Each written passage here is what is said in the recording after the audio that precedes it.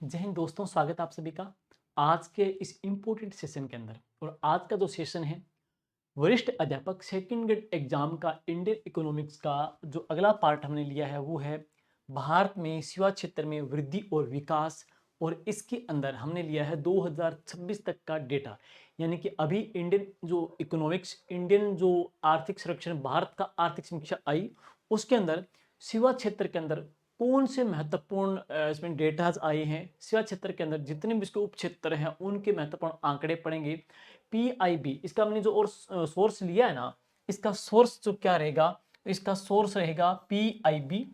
PIB की site से लिया है हमने, पीआईबी की साइट से, प्लस इसके जो अतिरिक्त है वो हमने आर्थिक 2000 अभी जो अब 26 के अंदर नई आ गई है भारत की, वो डेटा लिया है। तो ये सारे डेटा मिलेंगे और सभी टॉपिक को, लेंथी टॉपिक है उसको हमने टेबल वाइज इकट्ठा करके तैयार किया है। उम्मीद करते हैं ये क्लास भी कृषि जो क्लास अपनी हुई थी उसकी तरह आपके लिए बहुत ही इंपॉर्टेंट, मददगार साबित होगी। आपका सहयोग सपोर्ट भी बना रहे, ये जरूरी है। तो चलिए शुरुआत करते हैं आज की क्लास, भारत की इकोनॉमी में, भारत में सेवा क्षेत्र में वृद्धि और विकास। तो सबसे पहले पढ़ेंगे सेवा क्षेत्र। तो सेवा क्षेत्र के अंदर हम देखेंगे जो इसकी थीम क्या रही है। तो सेवा क्षेत्र की जो थीम क्या रही है वो सुनिएगा, high growth, low volatility anchor. High growth, low volatility and anchor इसकी थीम रखी गई है। सेवा क्षेत्र के उप क्षेत्र कौन कौन से हैं? सूचना प्रौद्योगिकी है, संचार हो गया, दूर संचार हो गया, पर्यटन हो गया, विमानन हो गया, या वैश्विक ये हो गए, ये सारे इसके क्षेत्र हैं। और बात करेंगे इसके अंदर, हम इसके उप क्षेत्र पढ़ेंगे, इसमें उनकी हिस्सेदारी पढ़ेंगे और उनके उप क्षेत्रों के बारे में उनका क्या क्या योगदान है, कितने परसेंट उनकी भागीदारी है, वो हम इसके आगे पढ़ेंगे। सबसे पहले पढ़ेंगे वर्ष 2024 के अंदर भारत के जीवीए, भारत के सकल घरेलू उत्पाद में सेवाओं की हिस्सेदारी 49.9% रही। तो 2024 के अंदर कितनी रही है? 49.9 रही है। 2024 के अंदर 49.9 रही है, जो कि महामारी के पहले औसत 48.3% से लगभग 1.5% है वो अधिक रही है। यानी कि कोविड से पहले क्या था, एवरेज था 48.3% है, तो उससे 1.5% अधिक रही है। यानी कि 2024 के अंदर हम देखेंगे भारत के सकल घरेलू उत्पाद में सेवाओं की जो हिस्सेदारी रही है ना, वो कितनी है? 49.9 है, 2024 के अंदर है। और इसके बाद में सबसे खास बात, भारत के सेवा क्षेत्र ने, भारत के सेवा क्षेत्र ने वर्ष दर वर्ष लगभग 7 से लेकर के 8% की औसत वार्षिक वृद्धि दर्ज की है। तो हमारी औसत वार्षिक जो वृद्धि दर्ज हुई है, एवरेज 7 से लेकर के 8% तक की गई है। अब चलेंगे सबसे खास और मोस्ट इंपोर्टेंट, पिछली बार आपके सेकंड ग्रेड एग्जाम के अंदर यहीं से प्रश्न पूछा गया था कि भारत विश्व में सेवाओं में 7वां सबसे बड़ा निर्यातक देश है। यानी कि सेवाओं के निर्यात के अंदर भारत की ओवरऑल पूरे वैश्विक स्तर के ऊपर रैंक कौन सी है? तो दोस्तों कौन सी रहेगी? 7वीं रैंक है। भारत की पूरी विश्व के अंदर सेवा निर्यातक में 7वीं रैंक है। तो पहली रैंक किसकी? यूएसए की, दूसरी यूके की, थर्ड जर्मनी की, फोर्थ आयरलैंड की, और पांचवी किसकी?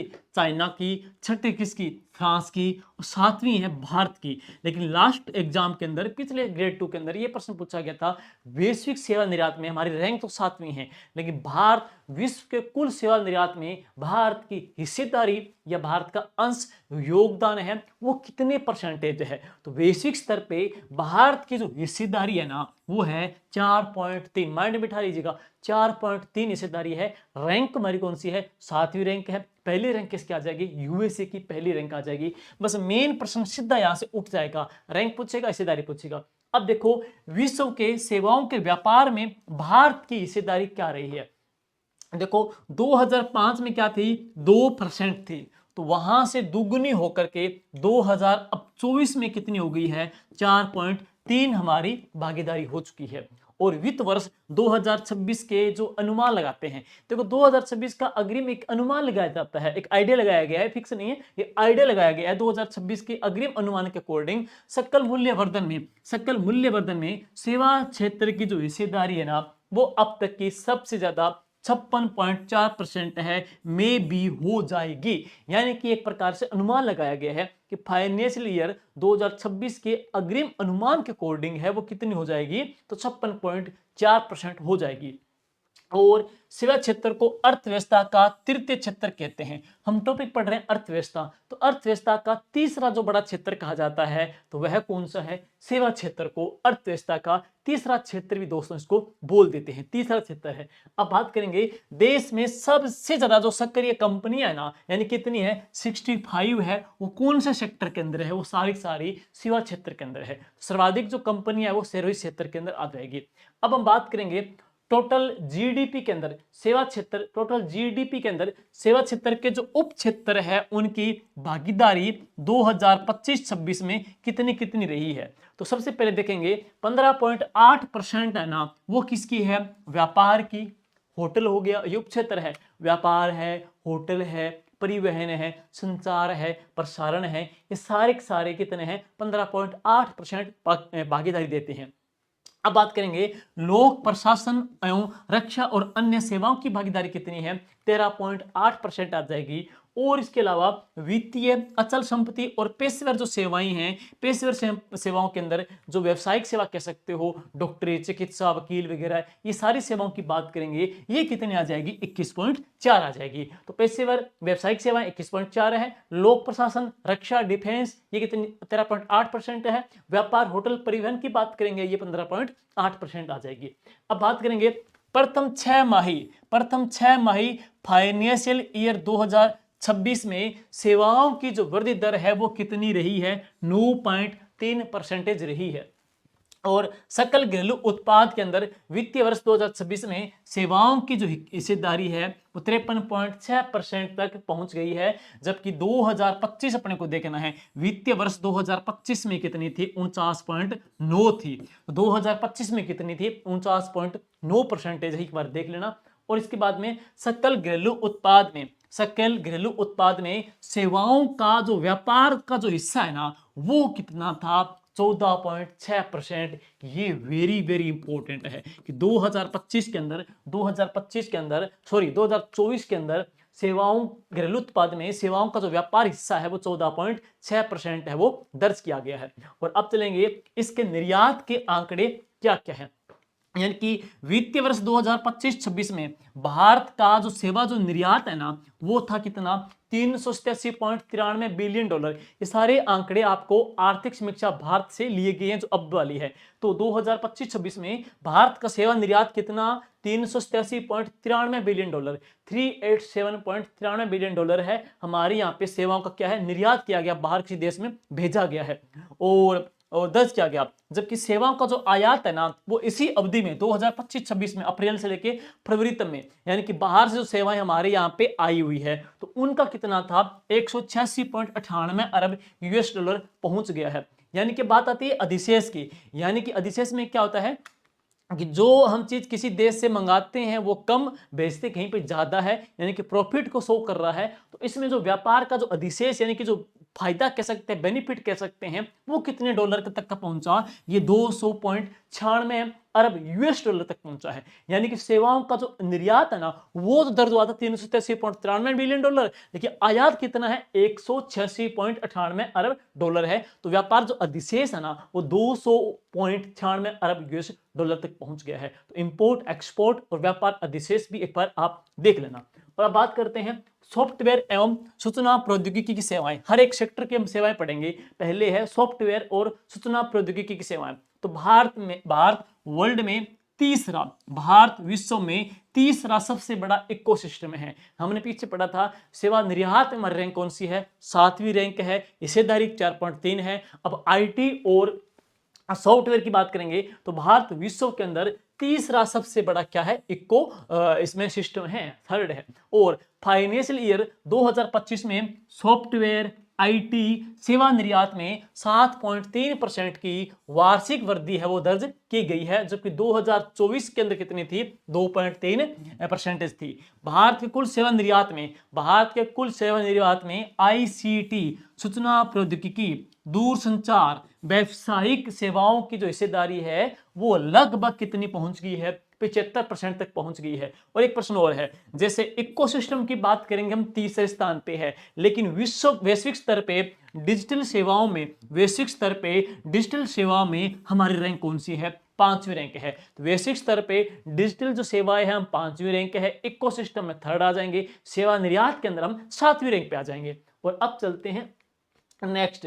तो प्रमुख गंतव्य देश जहां पे हम सेवाओं को निर्यात करते हैं, वो गंतव्य कंट्री कौन कौन सी जहां पे हम सेवाएं पहुंचाते हैं। यूएसए यहां पे टॉप रहेगा। तो भारत से सॉफ्टवेयर निर्यात हेतु यूएसए सबसे बड़ा गंतव्य कंट्री है, यूएसए सबसे बड़ा। और फाइनेंशियल ईयर 2024-25 के अंदर इसकी जो हिस्सेदारी है ना, ये 54.1% से, इसमें 54.1% से घट करके कितनी हो गई, 52.9% हो गई है, 52.9% हो गई है। और यूरोप की हिस्सेदारी है 30.8% से बढ़ करके ये कितनी हो गई है, 32.8% हो चुकी है। अब हम पढ़ेंगे व्यावसायिक सेवाओं का योगदान है वो कितना है। तो 2025 में कुल सेवाओं के अंदर जो व्यावसायिक सेवाएं हैं, जो यानी कि जो पेशेवर सेवाएं हैं, चिकित्सीय वर्ग की, कोई अलग वर्ग की, तो वो सेवाओं की जो हिस्सेदारी है ना वो कितनी थी, 29% थी। और सॉफ्टवेयर सेवाओं की जो हिस्सेदारी है ना वो कितनी थी, 48 से 49% थी। अब है इसके बाद में जीसीसी, जिनको बोल देते हैं ग्लोबल कैपेबिलिटी सेंटर, यानी कि बोल देते हैं वैश्विक क्षमता केंद्र। ये देख लेना चर्चा में है, वैश्विक क्षमता केंद्र क्या चीज है, वर्तमान में संख्या कितनी है क्या चीज है, जीसीसी। जीसीसी क्या है, वैश्विक क्षमता केंद्र। बहुराष्ट्रीय कंपनियां कि वो इकाइयां हैं जो अपनी वैश्विक कार्यों हेतु भारत में स्थापित की जाती है। बहुराष्ट्रीय कंपनियां जो अपने वैश्विक कार्य के लिए भारत में अपना ये यूनिट स्थापित कर देती है, जिनको क्या बोल देते हैं, जीसीसी कहते हैं। बहुराष्ट्रीय कंपनियां जो अपनी वैश्विक कार्यों के लिए भारत में स्थापित कर देते हैं उनको जीसीसी बोलते हैं। अब देखेंगे जीसीसी की संख्या। जीसीसी संख्या देखो, वित्त वर्ष 2019 में 1430 थी, लेकिन अब वित्त वर्ष 2024 में कितनी हो गई, 1700 हो गई है। तो पहले 1430 थी, अब 1700 हो चुकी है। इसी प्रकार कुल जनसंख्या का कितना कार्यबल इसमें कार्यरत था, तो 2019 के अंदर 14 लाख थे कार्यबल व्यक्ति थे, और अब कितने पड़ेंगे तो 19 लाख आ जाएंगे है। रेवेन्यू टर्नओवर की बात करेंगे तो 2019 के अंदर था 40.4 यूएस डॉलर था, जो कि 2024 में कितना हो जाएगा, 64.6 बिलियन यूएस डॉलर हो जाएगा। ये है जीसीसी की संख्या। उसके कुछ डेटा जो कंपेयर करके हमने 2019 का और 2024 का ले लिया है।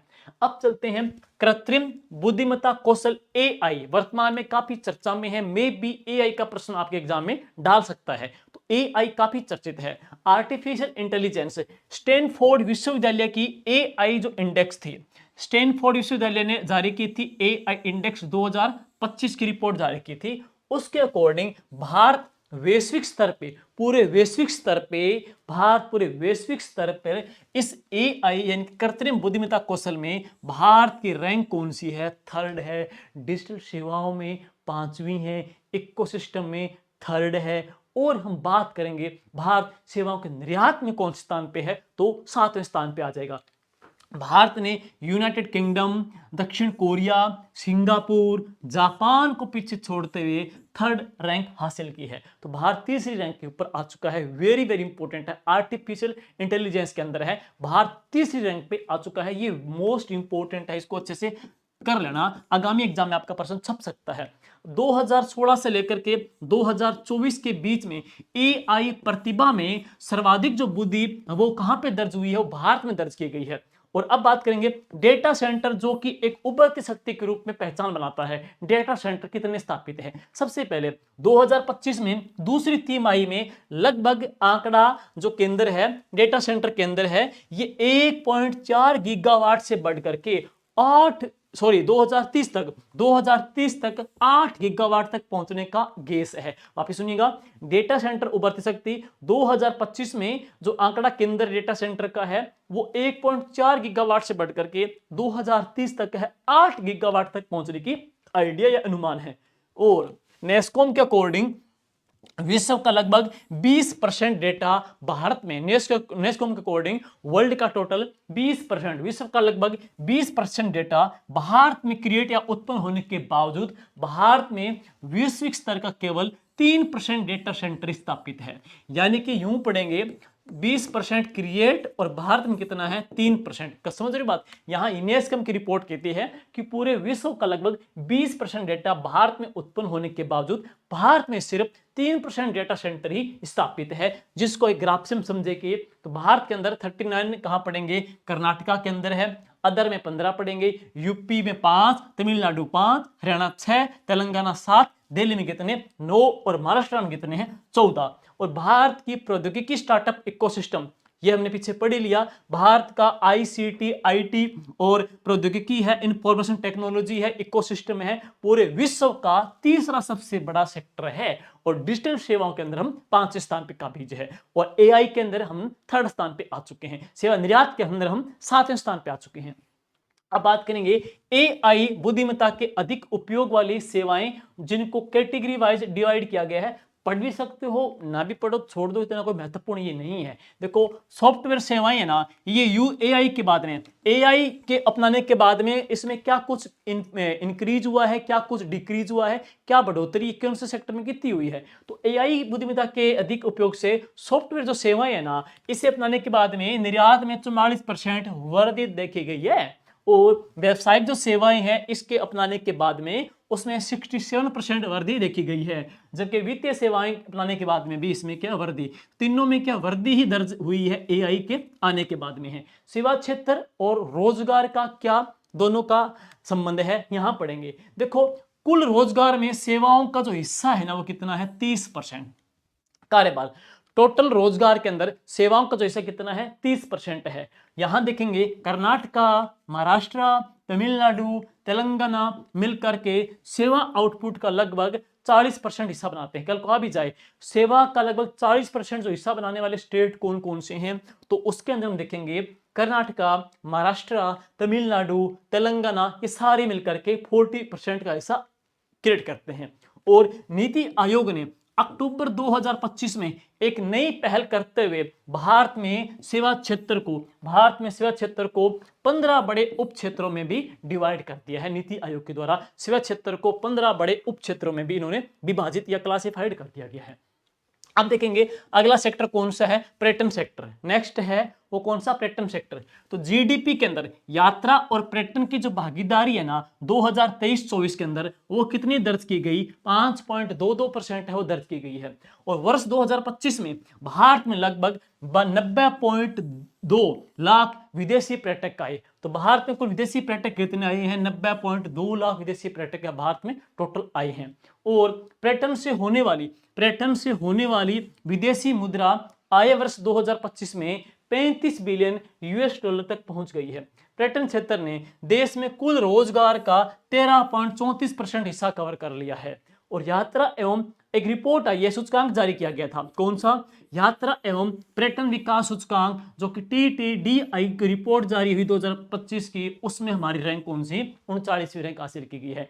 और पर्यटन के क्षेत्र ने देश के कुल रोजगार का 13.34% हिस्सा है वो कवर कर लिया। लेकिन कुल रोजगार में सेवाओं का जो हिस्सा कितना है 30% है। कुल रोजगार में सेवाओं का हिस्सा कितना है 30% है, सेवाओं का हिस्सा 30% है, ये ध्यान रखना। अब चलते हैं आगे, मेडिकल टूरिज्म, ये काफी चर्चित है वर्तमान में। मेडिकल टूरिज्म जिसको बोल देते हैं हील इन इंडिया, यानी कि टूरिज्म सेक्टर जो हेल्थ स्ट्रक्चर के अंदर आ चुका है, ये भी चर्चा में है। यानी कि मेडिकल टूरिज्म के तहत, हील इन इंडिया के तहत है, कुल विदेशी पर्यटक 4.1% भारत के अंदर आए हैं। यहां पे ट्रीटमेंट के लिए पर्यटक आए हैं, हील इन इंडिया के अंदर आए हैं, जिसको मेडिकल टूरिज्म भी के तौर पे जानते हैं। नोट, वैश्विक मेडिकल टूरिज्म इंडेक्स में भारत कौन सी रैंक पे काबिज है, 10वें स्थान पे काबिज है। मेडिकल पर्यटन के अंदर हम पढ़ेंगे, बजट 2026 में सरकार ने घोषणा कर दी है कि मेडिकल पर्यटन बायोफार्मा का क्या उद्देश्य है, यानी कि भारत को वैश्विक बायोफार्मा के विनिर्माण केंद्र के रूप में भी क्या विकसित करना है, बायो फार्मा के अंदर है। कुल विदेशी पर्यटकों में चिकित्सा पर्यटकों का जो हिस्सा है 2009 के 2.2% से बढ़ाकर के 2024 में 6.5% हो चुका है, 6.5% हो चुका है। मेडिकल पर्यटन मार्केट 2025 में लगभग 8.7 बिलियन यूएस डॉलर का है और 2030 तक यह 16.2 बिलियन यूएस डॉलर पहुंचने का अनुमान है। और अब आगे चलते हैं दूरसंचार क्षेत्र। तो दूरसंचार सेवाएं भारत के सकल मूल्यवर्धन में 1.2% का योगदान देती है।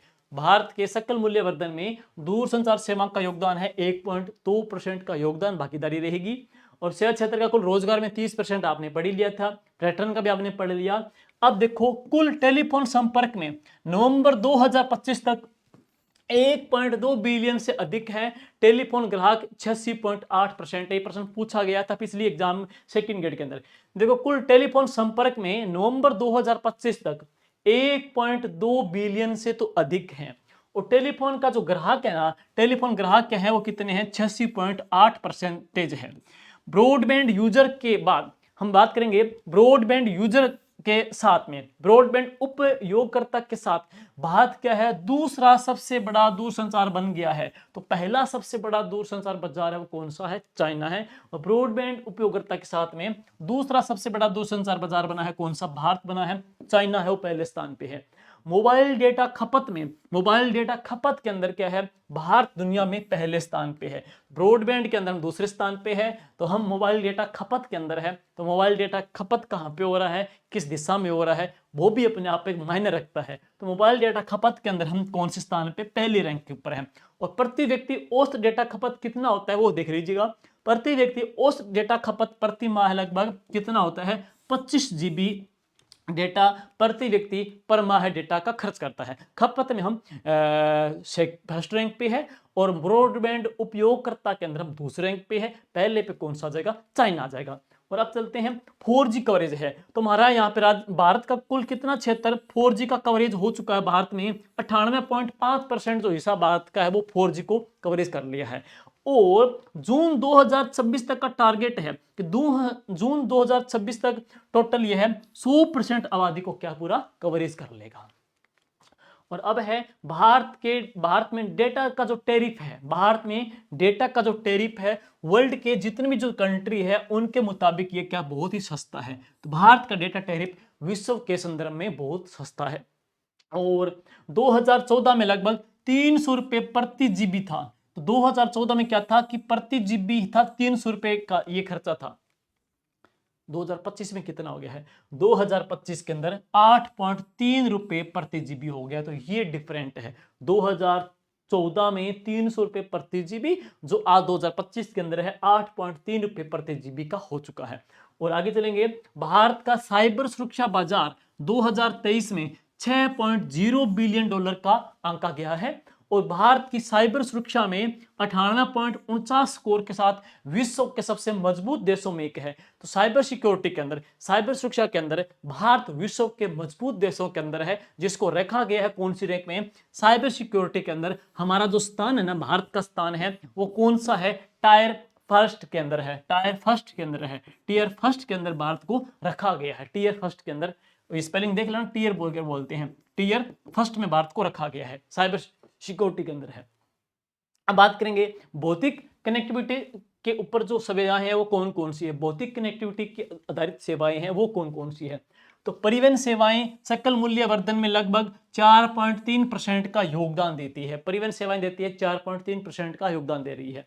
सड़क परिवहन की बात करेंगे तो परिवहन सेवाओं में सर्वाधिक जो सकल मूल्यवर्धन है वो प्राप्त करती है, वो कौन सी कर देगी, सड़क परिवहन करती है। और टोल प्लाजा प्रतीक्षा समय में कमी दर्ज की गई है। पिछली बार इसका प्रश्न पूछा गया था, टोल प्लाजा का प्रतीक्षा समय कितना है। हम बात करेंगे अब का और 14 का।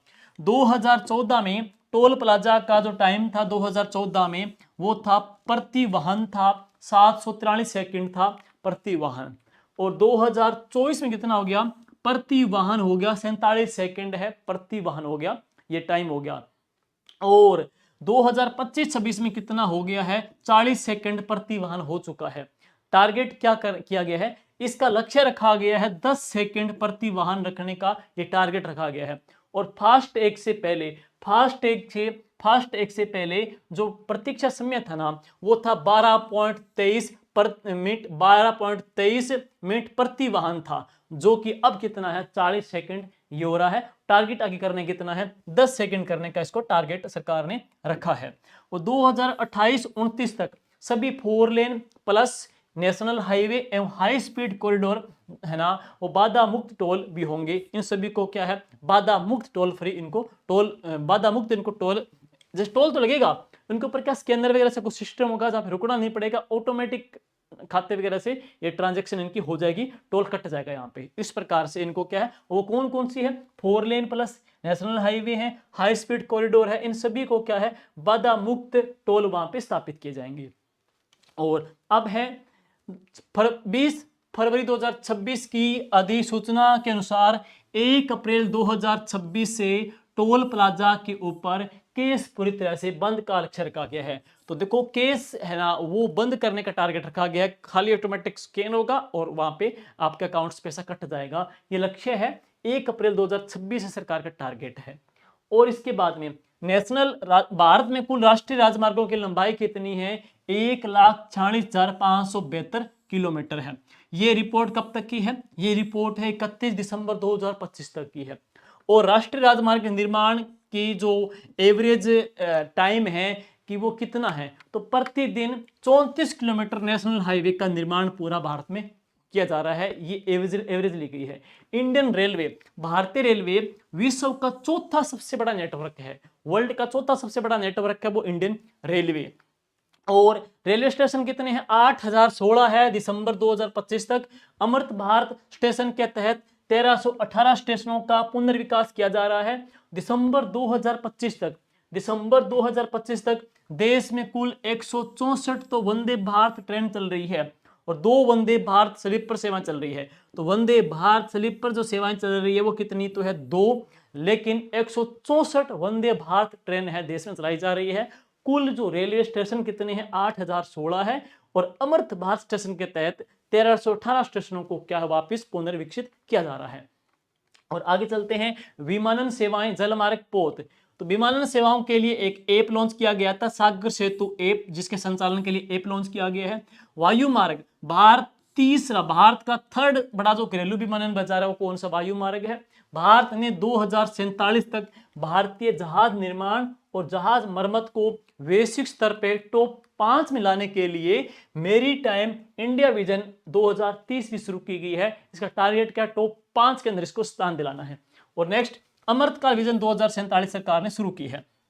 भारत में जल मार्गों की लंबाई कितनी है, 14,850 किलोमीटर है। नवंबर 2025 तक देश में 32 राष्ट्रीय जल मार्ग चालू हो चुके हैं, जो कि 5,155 किलोमीटर में भी फैले हुए हैं।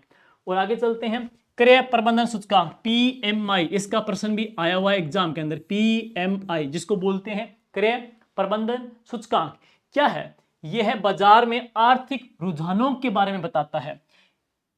ये बाजार का जो माहौल है उसके बारे में बताता है, बाजार का जो माहौल किस किधर है, घट रहा है, प्रॉफिट है, लॉस है, उसके बारे में बताता है। ये बाजार के आर्थिक रुझानों के बारे में बताता है कि वो घट रही है या फिर स्थिर है या कुछ उसमें प्रॉफिट भी है। और यह जारी कौन करता है, ये जारी करता है HSBC के द्वारा यह जारी की जाती है। यह PMI डेटा S एवं P ग्लोबल के द्वारा संकलित किया जाता है।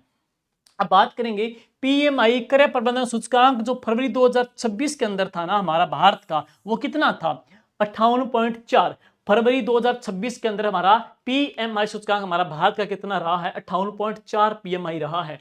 एक बात और देख लीजिए नोट, 50 से ऊपर का जो PMI का मान है ना, विस्तार को 50 से नीचे का मान है संकुचन को दिखाता है। 50 से ऊपर है वो वृद्धि को दिखाता है, व्यापार के विस्तार को दिखाता है। 50 से जो नीचा है ना वो संकुचन को दिखाता है, स्थिरता को दिखाता है, लो को दिखाता है। और भारत का जो PMI सूचकांक है लगभग ये 50 से प्लस ही रहा है, यानी कि विस्तार को ही दिखा रहा है। अब आगे चलेंगे, FDI प्रत्यक्ष विदेशी निवेश, यानी कि ऐसी विदेशी कंपनियां जो किसी देश में, मान लो भारत के अंदर कोई विदेशी कंपनियां, USA की, ऑस्ट्रेलिया की कोई कंपनियां हैं, वो भारत में सीधे स्थापित की जा रही है, तो उसको क्या बोलते हैं, विदेशी निवेश कहते हैं। यानी कि वित्त वर्ष 2023 से वित्त वर्ष 2025 के दौरान सेवा क्षेत्र में प्रत्यक्ष विदेशी निवेश FDI, जिसको बोलते हैं FDI कहते हैं, कि यदि बहुराष्ट्रीय कंपनियां या कोई अदर कंट्री की कंपनी है किसी दूसरे देश में अपना कंपनी स्थापित करती है तो उसको बोलते हैं प्रत्यक्ष विदेशी निवेश कहते हैं। तो FDI का प्रवाह है, कुल औसत कितना रहा था, 80.2% रहा है। और FDI में सेवाओं की औसत हिस्सेदारी, ये प्रश्न आ सकता है, कुल प्रत्यक्ष विदेशी निवेश में सेवाओं की औसत हिस्सेदारी कितनी रही है, तो 53.5% रही है। तो कितनी रही है, 53.5% रही है, 53.5 है। सेवा क्षेत्र में एफडीआई का हर एक सेक्टर वाइज है वो हिस्सा देख लो कितना है। सूचना और आईसीटी का 25.8, पेशेवर सेवाएं का 23.8 और वित्त एवं बीमा सेवाओं का 14.2, ऊर्जा एवं गैस का 12.8%, ट्रेडिंग सेवाओं का 12%, कुल मिलाकर के 89% आ जाएगा। और कुल एफडीआई निवेश में सेवा क्षेत्र की हिस्सेदारी सर्वाधिक रही है, वो कितनी, 16% रही है। फाइनेंशियल ईयर 2026 में इनका कुल अंतर हुआ है 35.18 बिलियन यूएस डॉलर रहा है। और एफडीआई में हम बात करेंगे, महाराष्ट्र क्या है, निवेश प्राप्त करने वाला, महाराष्ट्र में सर्वाधिक निवेश हुआ है। तो एफडीआई में सर्वाधिक जो निवेश प्राप्त करने वाला जो राज्य है ना, उसमें सबसे टॉप कौन सा रहा है। तो एक तो प्रश्न ये काम का है कि एफडीआई में सेवाओं की औसत हिस्सेदारी कितनी रही थी, आप देख लेना 53.5 रही है। और एफडीआई के अंदर निवेश प्राप्त करने वाले राज्यों में सबसे टॉप कौन सा रहा है, तो महाराष्ट्र सबसे टॉप रहा है। इसके बाद में कर्नाटका है, इसके बाद में गुजरात है, यानी कि महाराष्ट्र है और फिर इसके बाद में कौन सा आएगा, कर्नाटका है, फिर इसके बाद में कौन सा है, गुजरात है, जहां पे सर्वाधिक निवेश हुआ है। और सिंगापुर, मॉरिशस और यूएसए भारत में निवेश करने वाले सबसे बड़े देश है। निवेश करने वाले बड़े बड़े देश देखेंगे तो सबसे टॉप कौन सा, सिंगापुर, मॉरिशस, यूएसए भारत में निवेश करने वाले सबसे बड़ी कंट्रीज है। और प्रति व्यक्ति उच्च जीएसवीए वाले जो राज्य हैं वो कौन से हैं, प्रति व्यक्ति उच्च जीएसवीए वाले जो राज्य है, तो उसमें कर्नाटका, तेलंगाना और महाराष्ट्र है। सेवा क्षेत्र में एफडीआई के जो मदे हैं वो अलग अलग मदे आपको दे रखी है सारणी के अंदर, आप देख लेना। अब चलते हैं आगे, ई कॉमर्स की बात करेंगे। इकोसिस्टम में हम तीसरा भारत का बड़ा इकोसिस्टम है। ई कॉमर्स की बात करेंगे तो भारत वर्तमान में दुनिया के टॉप 6 ई कॉमर्स बाजार में शामिल है। वर्ल्ड के जो 6 ई कॉमर्स के मार्केट है, वर्ल्ड के 6 बड़े बड़े, उसमें भारत भी शामिल है। इकोसिस्टम में भारत तीसरे स्थान पे, डिजिटल सेवा में हम 5वें स्थान पे आ रहे हैं। भारत का ई कॉमर्स बाजार 2030 तक $250 बिलियन को पार करने की संभावना दर्ज की गई है। और अब बात करेंगे, सेवाओं को बढ़ावा देने के लिए कुछ व्यापार के समझौते हुए हैं, ये आपको पढ़ना पड़ेगा। इस बार आर्थिक सर्वेक्षण के अंदर इसका अलग से कवरेज किया गया है। हम अब बात करेंगे उसके संदर्भ में। सबसे पहले देखो, नंबर एक का भारत यूके सीईटीए समाप्त जुलाई 2025 में क्या था, यूके ने 137 सेवा उप क्षेत्र में व्यापक मार्केट पहुंच प्रदान किया इस समझौते के माध्यम से। क्या लाभ मिला है। दूसरा है भारत ओमान सीईपीए, ओमान ने 127 सेवा उप क्षेत्रों में प्रतिबद्धता दिखाई है, और जिसमें कंप्यूटर से जुड़ी सेवाएं और व्यावसायिक पेशेवर सेवाएं, सर्वे दृश्य सेवाएं एवं अनुसंधान, विकास, शिक्षा और स्वास्थ्य सेवाएं इसके अंदर शामिल है। अगला है भारत यूरोप मुक्त व्यापार संघ, व्यापार एवं आर्थिक साझेदारी समझौता। यह समझौता आईटी और व्यावसायिक सेवाओं, सांस्कृतिक मनोरंजन सेवाओं, शिक्षा, सर्वे दृश्य सेवाओं जैसे सेक्टर में सेवाओं के निर्यात को बढ़ा देगा। अब देखिए इसके बाद काम की बात मेन यहां पढ़ेंगे। 2047 तक भारत को सेवा क्षेत्र में 10% वैश्विक हिस्सेदारी के साथ में ग्लोबल लीडर बनाना है। तो ये टारगेट है 2047 तक, विजन 2047 तक पढ़ेंगे सेवा क्षेत्र में 10% वैश्विक हिस्सेदारी के साथ में है। लेकिन पीछे की हमने रिपोर्ट पढ़ी थी तो हमारी कितनी रही है, 4.3% रही है। रैंक कौन सी है, 7वीं रैंक है। लेकिन 2047 तक क्या है, भारत को सेवा क्षेत्र में 10% वैश्विक हिस्सेदारी के साथ में ग्लोबल लीडर बनाना है। ठीक है, अब चलते हैं इसके बाद में नेक्स्ट, ऑरेंज इकोनॉमी। वर्तमान में काफी चर्चा में सुनने को मिलेगा, ऑरेंज इकोनॉमी काफी ज्यादा हो सकता है इस ग्रेड 2 इस बार सेकंड ग्रेड में प्रश्न भी डाल दे। ऑरेंज इकोनॉमी क्या है। ऑरेंज इकोनॉमी मीडिया, पर्यटन, शहरी सेवाएं, इसमें हम पढ़ेंगे रचनात्मकता, संस्कृति, बौद्धिक संपदा पर आधारित होता है। यह है ऑरेंज इकोनॉमी। ये क्रिएटिविटी, संस्कृति, बौद्धिक संपदा पर आधारित होता है। और इसमें क्या है, संगीत कार्यक्रम, मनोरंजन से जुड़े क्षेत्र भी इसके अंदर क्या है, शामिल होते हैं। भारत में संगीत कार्यक्रम अर्थव्यवस्था अभी तक इसकी शुरुआती दौर पर है। अब आगे चलते हैं, अंतरिक्ष सेवाएं, ये भी चर्चा में है। भारत का अंतरिक्ष क्षेत्र जिसका मूल्य $8.4 बिलियन है, वैश्विक अंतरिक्ष बाजार का वैश्विक अंतरिक्ष बाजार का भारत का अंतरिक्ष जो बाजार है, या भारत का अंतरिक्ष सेक्टर है, 2% है, 2% है। वैश्विक अंतरिक्ष बाजार में भारत के अंतरिक्ष बाजार की हिस्सेदारी कितनी है? 2% है। और ये कितना है? भारत का अंतरिक्ष क्षेत्र जो 8.4 बिलियन US डॉलर का है। यहां पढ़ेंगे वाणिज्यिक लॉन्च एक मुख्य निर्यात स्रोत है, और इसमें मुख्य निर्यात सोर्स पूछे कौन सा है, तो वाणिज्यिक लॉन्च आएगा। लॉन्च 2015 से लेकर के 2024 के बीच में भारत ने कुल 34 देशों के लिए 393 विदेशी उपग्रह लॉन्च किए हैं। वापिस सुनिएगा, 2014 से लेकर के 2024 तक कुल 34 देशों के लिए, 34 देशों के लिए भारत ने 393 विदेशी उपग्रह लॉन्च किए हैं। आमदनी को इतने खास नहीं पूछेगा, 143 मिलियन US डॉलर और 272 बिलियन यूरो, इतने नहीं पूछेगा। अब है भारत के सैटेलाइट डेटा सेवा बाजार का मूल्य क्या है। देखो 2024 में था 495 मिलियन US डॉलर है, जिसमें क्या शामिल है? रक्षा, जलवायु सेवा और लॉजिस्टिक इसके अंदर शामिल है। अब बात करेंगे AI इम्पैक्ट समिट, अभी चर्चा में था, ये AI का एक सम्मेलन हुआ था, AI आर्टिफिशियल इंटेलिजेंस का इम्पैक्ट समिट हुआ था, जो कि भारत के अंदर हुआ था, 2026 के अंदर हुआ था। और इसमें देखेंगे तो welfare for all, happiness of all theme है ना, सर्वजन हिताय सर्वजन सुखाय, ये थीम पूछ सकते हैं, सर्वजन हिताय सर्वजन सुखाय। हम बात करेंगे इंडिया AI इम्पैक्ट समिट 2026 के बारे में, जो 16 से लेकर के 20 फरवरी 2026 को हुआ। 16 से लेकर के 20 फरवरी 2026 को हुआ था। कहां पे हुआ था? यह भारत मंडपम नई दिल्ली के अंदर इसका आयोजन हुआ था। वर्ल्ड के टोटल 100 से अधिक देशों ने इसमें क्या पार्टिसिपेट किया, भाग लिया था। और वैश्विक दक्षिण में आयोजित होने वाला यह पहला वैश्विक AI शिखर सम्मेलन है। तो चर्चा में है, 16 से लेकर के 20 फरवरी को हुआ था, भारत मंडपम नई दिल्ली के अंदर। थीम पढ़ेंगे welfare for all, happiness of all. और ये 3 मूलभूत सिद्धांतों के ऊपर है, 3 मूलभूत सिद्धांतों के ऊपर इसमें क्या निवेश किया गया। एक तो है लोग, प्लेनेट और क्या, प्रगति। और हम बात करेंगे इसके बारे में भाषणी, तो इसके अंदर देखेंगे भाषणी, यह इसके अंदर यह एक AI भाषा मॉडल है। भाषणी क्या है? ये एक आर्टिफिशियल AI भाषा का मॉडल है जो इसके अंदर लॉन्च हुआ है, जो कि 36 से अधिक पाठ भाषाएं इसमें क्या पढ़ी जा सकती है। ऐसी लैंग्वेज है जो 36 से अधिक भाषाएं हैं जो पढ़ी जा सकती है, लेकिन 22 जो भाषाएं हैं वो आवाज के अंदर है। 22 जो आवाज है, 22 आवाज लैंग्वेज के अंदर है, भाषाओं के अंदर है। और पढ़ने लायक पढ़ेंगे तो 36 है। आवाज जो भाषाओं कितनी है? 22 है। और 3.5 से अधिक AI भाषाओं की जानकारी देता है। तो ये एक भाषणी AI भाषा मॉडल है, जिसमें 36 से अधिक पाठन भाषाएं हैं, 22 से अधिक क्या है, आवाज भाषाएं हैं, जो कि 350 से अधिक AI भाषाओं की यह जानकारी भी देता है। और इसके बाद में एक और चलते हैं लास्ट में, वो है किसान ई मित्र चैटबॉट ध्वनि आधारित है। ये क्या करता है? यह 11 क्षेत्रीय भाषाओं के अंदर है। तो इसमें कुल कितनी भाषाओं पे है ये? तो यह कुल 11 क्षेत्रीय भाषाओं के अंदर है। और एक इसके बाद में है PM किसान सम्मान निधि सेवाओं तक पहुंचने में भी यह सक्षम बनाता है।